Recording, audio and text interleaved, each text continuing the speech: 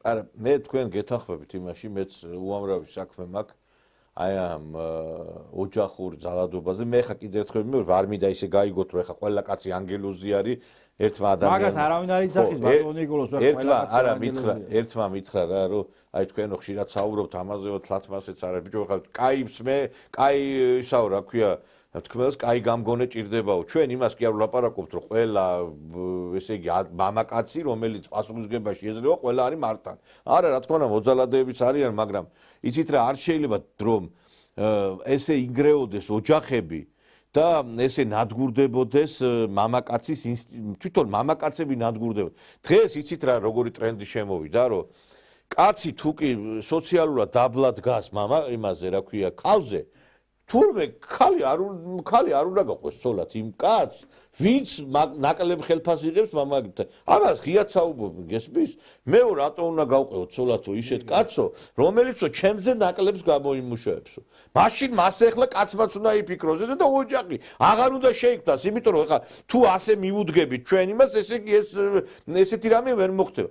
და ამიტომაც ოჯახები აღარ იქნება. ესე იგი აი თქვენც ალბათ რესტორანში რო წახვალ ქალები ზიანს უფრაზე, კაცები, იმიტომ რომ დღეს ეს აი რა ხდება, იცით? კაცების სამსახური საქართველოში არ არის, იმიტომ რომ საწარმოები ქახდება ფაბრიკებით და დაინგრა დაკუცმაცდა. არის რა სამსახურები ბანკებში ძირითადად ქალები არიან დასაქმებულები, სახელმწიფო უწყებებში, ამ კანცელარიებში, მთავრობებში თუ ქალები არიან დასაქმებულები. ერთადერთი სამშენებლო სექტორშია დასაქმებული მამაკაცები. და ესე იგი მამაკაცი, აი მე არ ვამართლებ არც ნარკოტიკის მიდრეკილ მამაკაცებს, არ ვამართლებ იმ ლუდომანით შეპყრობილ ადამიანებს, მაგრამ იცით რა არის, მამაკაცს ქართველი კაცი დააჩლუნგეს, ქართველი კაცი გაანადგურეს. კაც, რომელსაც სამსახური არ აქვს, კაც, რომელსაც ჯიბეში ფული არ აქვს, ის კაცი აღარ არის. იმიტომ რომ აი მე ზოგჯერ გამიგია რომ აღარ არის ის ქართველი კაცი. როგორ იქნება ისეთი ქართველი კაცი, კაც რომ ფული არ ეკდება, რანაირად იქნება ის ქართველი კაცი, ისეთი როგორიც ადრე იყო. ადრე იმიტომ იყო ის ქართველი კაცი, ისეთი გულუხვი, ისეთი რომ აი ბოდიში და რასაც უნდა დაკეთებდა, იმიტომ რომ იყო რეალიზირებული. დღეს რეალიზირებული არ არის ქართველი კაცი. და მე რომ ლანძღავთ იმ კაცებსაც კიდე ცოლი რატო გაუშვა იქ უცხოეთში, სამწუხაროდ ისეთი სისტემა შექმნეს ამ დასავლეთში, რომ კაცი სამსახურს ვერ იშოვის.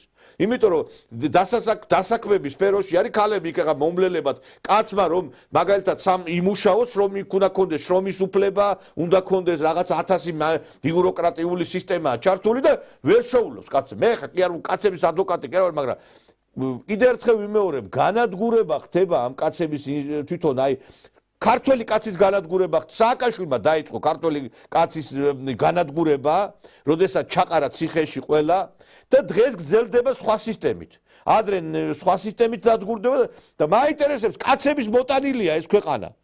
ბრძოლის ველზე ვინ გადიოდა მაინტერესებს და ეხა იცით რა შეასაქმე დღეს ეხლა მიდის ყველა გინდა არ გინდა ქართველი კაცი უვარგისია ქართველი კაცი ის არის მე მაინტერესებს ამ იდეოლოგიით აღზრდილები რაშვილები უნდა გაზარდოთ რა და ეს ხალი რო გეყოლება კიდე რა ქვია იმათ ქართლის დედად კიდე სამარცხვინო არსება თქვენ რო ლაპარაკობთ პროკურატურაშიო აი საქმეებიო გენერალური პროკურატურის სტრატეგიას განსაზღვრავს ბაია პატარაია იცით თქვენ რამდენჯერ პროკურატურაში ეს ხალი იქა მინახია რო გამოდის აი ხო, რა ვიცი, არ ვიცი, რა ცოდოცარი ბავშვი ხა მაგას რო ეუბნები რომ აფხაზეთ უნდა დაიბრუნოს რა.